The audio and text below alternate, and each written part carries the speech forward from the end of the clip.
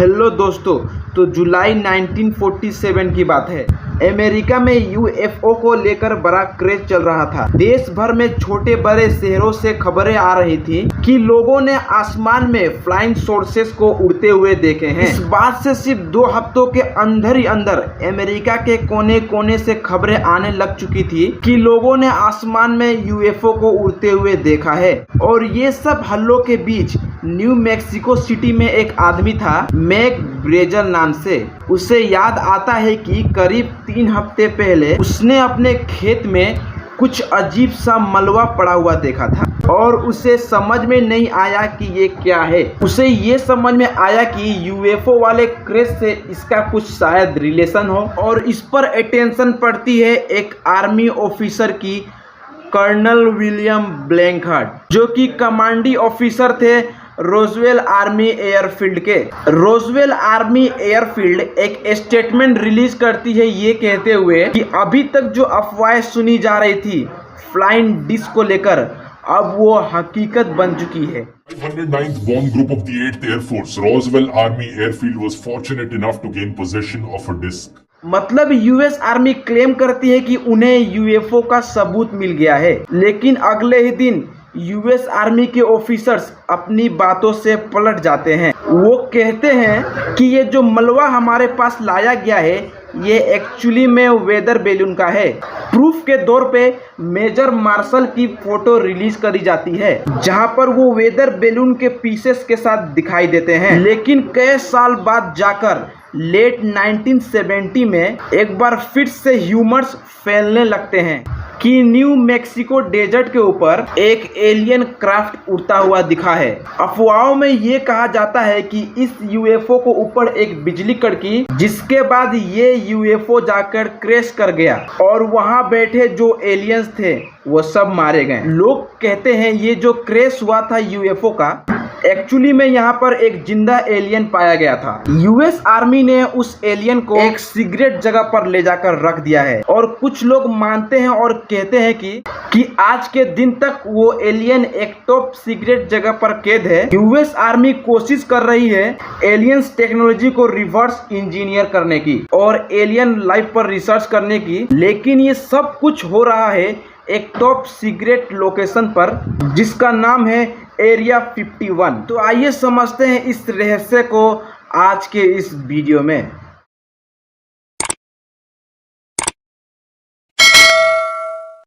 Since the late 1940s, Americans have been fascinated by a mysterious region in Nevada known as Area 51. What exactly goes on at Area 51? The Area 51. Area 51. Area 50. Area 51 actually में दोस्तों US army की एक facility है जो कि आपको रेगिस्तान के बीचों बीच मिलेगी। किसी भी शहर से मिलो दूर यहाँ पर आना और ट्रेस पासिंग करना और आम जनता के लिए इसके अंदर जाना बिल्कुल भी अलाउ नहीं है। बाहर आपको कुछ इस तरीके से साइन बोर्ड दिखाई देंगे, photography of this area is prohibited. अगर कोई सस्पिशियस एक्टिविटी हो यहाँ पर तो डेडली फोर्स से रिप्लाई किया जाएगा। तो क्या है एक्चुअली में इसके अंदर, और जैसा मैंने बताया कि ये एरिया एक्चुअली में रेगिस्तान के बीचों बीच है, दूर दूर तक कुछ नहीं है। एक 250 मीटर की हाईवे है जो कि इस रेगिस्तान के बीचों बीच से गुजरता है, लेकिन इस हाईवे पे आपको एक पेट्रोल पंप तक नहीं मिलेगा। दिन में यहाँ में रेगिस्तान का तापमान 40 डिग्रियों से ऊपर तक होता है गर्मियों में। और एक लौती चीज इस रेगिस्तान में एरिया 51 के पास है एक छोटा सा गांव जिसका नाम है रेचे। इस गांव की पॉपुलेशन है 54 एज ऑफ 2019। 54,000 नहीं, 5400 नहीं, एक्चुअली सिर्फ 54। एक्चुअली इस इवेंट के आगे बात करने से पहले एरिया 51 की हिस्ट्री समझना बहुत ज़रूरी है। हिस्ट्री में दोस्तों बात आती है कोल्ड वॉर की। तो एरिया 51 को दोस्तों एक्चुअली में बनाया गया था कोल्ड वॉर के समय में, जब अमेरिका और सोवियत यूनियन के बीच में राइवलरी चलने लग रही थी। इसे बनाया गया था as a testing and development facility for aircraft, हवाई जहाज़ों को टेस्ट करने के लिए। इसी रीजन से 1950 में अमेरिका के इतिहास में जो सबसे इम्पोर्टेंट स्पाई एयरक्राफ्ट हैं उनकी टेस्टिंग एक्चुअली में एरिया 51 में करी गई थी। तो जब मिलिट्री की इतनी महत्वपूर्ण हथियारों को यहाँ परखा जाएगा तो जाहिर सी बात है इस एरिया को सीक्रेट ही रखा जाएगा। शुरू से ही बहुत कम इंफॉर्मेशन इसके बारे में बाहर की दुनिया को पता है। 1954 अमेरिकन प्रेसिडेंट ड्वाइट हाउज़नहावर एक सीक्रेट लोकेशन की मांग करते हैं जहां पर high altitude reconnaissance program start किया जा सके। 2 CIA के बंदों को इस काम पे लगाया जाता है कि ढूंढने निकलो एक ऐसी लोकेशन जहां पर हम सब ये सारी चीजों की टेस्टिंग कर सकें, ऐसे स्पाई प्लेन बना सकें जो सोवियत यूनियन की न्यूक्लियर वेपन को गहराई से जांच सके। और एनी जोसेफसन अपने किताब में area 51 top secret military base में ये बताती हैं कि कैसे उन्होंने एक सीक्रेट बेस ढूंढा जो नेवाडा के सूखे हुए एक लेक पेट के बीच में था।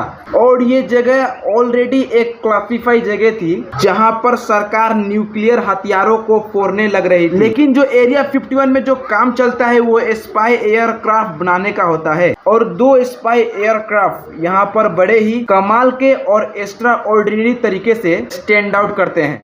पहला है U-2 स्पाई प्लेन जो दिखने में कुछ ऐसा दिखता है। अगले कुछ सालों तक अमेरिका काफी हद तक सक्सेसफुल रहता है सोवियत यूनियन के ऊपर स्पाई करने में इस प्लेन का इस्तेमाल करके। लेकिन 1 मई 1960 को एक U-2 विमान जो मिसाइल के जरिए नीचे गिरा दिया जाता है और मिलिट्री के ऊपर प्रेशर बनाया जाता है सरकार के द्वारा कि एक और ऐसा प्लेन बनाओ जो कि बिल्कुल शूट डाउन ना किया जा सके, जो और भी ज्यादा तेज उड़ता हो और जो और भी ज्यादा सीक्रेटिव हो।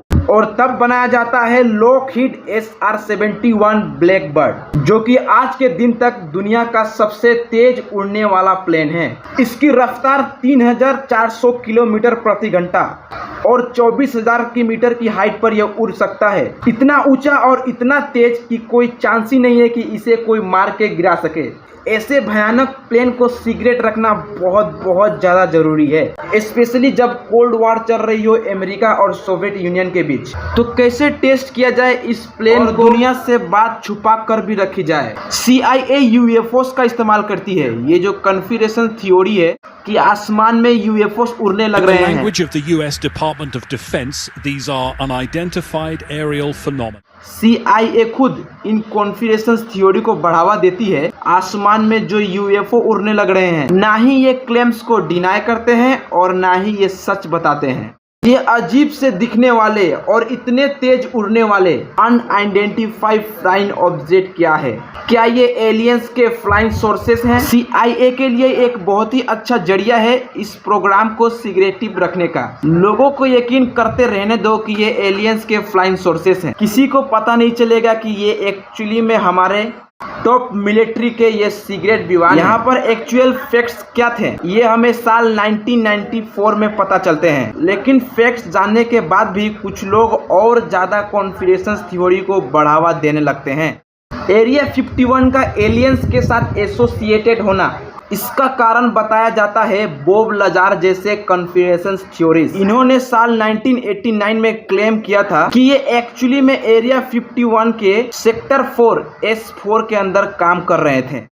इनका क्लेम था कि ये एक्चुअली में एलियन स्पेसक्राफ्ट पे काम करने लग रहे हैं और सरकार ने इन्हें कॉन्ट्रैक्ट दिया है। लेकिन आज के दिन बहुत से क्रेडिबल न्यूट्रल एक्सपर्ट मानते हैं कि ये अपने मन से बनाकर चीजें बोलने लग रहे हैं।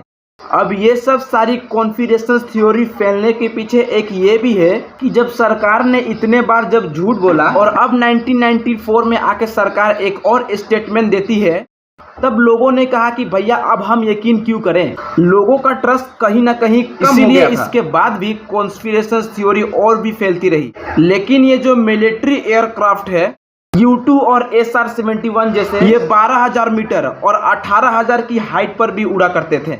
इनफैक्ट SR-71 का मैक्सिमम एल्टीट्यूड 26,000 मीटर तक था। इनकी टेस्टिंग आमतौर पर करी जा रही थी सनसाइट के टाइम से थोड़ी देर पहले। खुद ही आप सोच कर देखो दोस्तों, जब ये इतने अजीब से दिखने वाले एयरक्राफ्ट जब ये इतने ऊपर उड़ेंगे और वहां दूर सूरज भी ढलने लग रहा है, तो इसके रेस आकर इसके ऊपर चमकती हुई दिखेंगे। ऐसा लगेगा कि ये चमकने लग रहा है। और ये इतने स्पीड से उड़ेंगे तो किसी नहीं लगेगा कि ये एक्चुअली में एलियंस यूएफओ हैं। बॉब लाजार जो कॉन्स्पिरेशन थ्योरी क्लेम करते हैं कि उन्हें सरकार के द्वारा तैयार किया गया था एलियंस टेक्नोलॉजी को इन्वेस्ट करने के लिए, और बॉब लाजार ने क्लेम किया था कि एलियंस स्पेसक्राफ्ट को एलिमेंट 115 के द्वारा पावर किया जाता था, जिसकी मदद से वो अपनी खुद की ग्रेविटी क्रिएट कर सकता था, वो aliens aircraft. Element 115 is a super heavy element, but it's a unique element. When it's exposed to radiation, it produces its own gravitational field. भाई आपका नॉलेज तो कमाल का है भाई का। जून 2013 में जाकर CIA पब्लिकली एरिया 51 के बेस को एक्नॉलेज करती है और जो भी इसका इतिहास रहा है उसके सीक्रेट डिटेल को डीक्लासिफाई कर देती है। Under the freedom of information act, ये बेसिकली दोस्तों RTI एक्ट से काफी सिमिलर है। इंडिया में जैसे RTI फाइल करी जाती है सरकार के बारे में कुछ पता करने के लिए, अमेरिका में इन लोगों का फ्रीडम ऑफ इंफॉर्मेशन एक्ट है और इसको लेकर ये फाइल करी गई थी रिक्वेस्ट 2005 में, और 2013 में CIA ने इंफॉर्मेशन को रिलीज भी कर दिया। Released CIA documents officially acknowledge the site for the first time. But if you're looking to gain insight into aliens or spaceships, you might be disappointed. इस इंफॉर्मेशन से रिलीज में actually में हमें area 51 की exact location पता चलती है जो CIA ने बताई है। आप नक्शे में देख सकते हैं ये नेवाडा के स्टेट में मोहाबे डेजर्ट के बीचों बीच। जनवरी 2021 में फिर से हजारों CIA के डॉक्यूमेंट डिक्लासिफाई रिलीज किए जाते हैं UFOs के ऊपर। Through the 1950s, UFO sightings become the convenient cover-up for U-2 flights. But on May 1st, 1960, America's top secret spying mission is blown when the USSR downs a high-flying U-2. और इस बार ये agency का कहना है कि जितना भी record था इनके पास UFOs के ऊपर अब सब पब्लिक के सामने मौजूद है। और दिसंबर 2020 में यूएस पार्लियामेंट जब कोरोना वायरस का एस्टिमुलस रिलीज किया था, सेम टाइम पर पार्लियामेंट ने नेशनल इंटेलिजेंस और सिक्योरिटी डिफेंस को कहा था कि यूएस पीस के ऊपर तुम्हारे पास जितने भी रिपोर्ट है वो जनता के सामने रिलीज करो। अब कॉन्स्पिरेसी थ्योरी के पास कुछ आर्ग्यूमेंट बचता नहीं है वैसे यहाँ पर, क्योंकि यूएस की सरकार खुद ही मांग कर रही है कि ये जो भी यूएफओस और यूएफपीस के ऊपर डेटा है ये सब रिलीज। अप्रैल 2020 को 3 वीडियो रिलीज किए जाते हैं पेंटागन के द्वारा, जब यूएस डिपार्टमेंट एक्चुअली में एक्नॉलेज करता है कि ये जो 3 वीडियो 2007 और 17 में रिलीज किए गए थे ये एक्चुअली में असली वीडियो है। 2020 में डिफेंस डिपार्टमेंट एक यूएपी टास्क फोर्स बनाता है कि जितने भी यूएपीस हमें दिखते हैं उन्हें डिटेक्ट किया जाए, एनालाइज किया जाए और कैटलॉग किया जाए, क्योंकि ये यूएस की नेशनल सिक्योरिटी के लिए खतरा हो सकता है। जैसा कि आप समझ रहे होंगे कि ऐसा नहीं है कि जो सारे यूएफओस जो देखे गए हैं कि सबके बारे में हमें पता है। कई ऐसे इंसिडेंट हुए हैं 5-10 सालों में भी जहां पर यूएस के पायलट ने खुद यूएफओ को एब्जॉर्ब किया है, लेकिन डिफरेंस सिर्फ ये है कि कोई ये नहीं कहता कि वो एलियंस के द्वारा बनाए गए हैं। माना ये जाता है कि यूएफओस किसी हाईली क्लासिफाइड प्रोग्राम का हिस्सा है, किसी भी देश की सरकार की एजेंसी काम करने लग रही है। आज के दिन भी एरिया 51 एक ऐसा एरिया है जहां पर मोस्ट डेंजर एयरक्राफ्ट की टेस्टिंग करी जाती है। दोस्तों आपको क्या लगता है कमेंट में जरूर बताइएगा।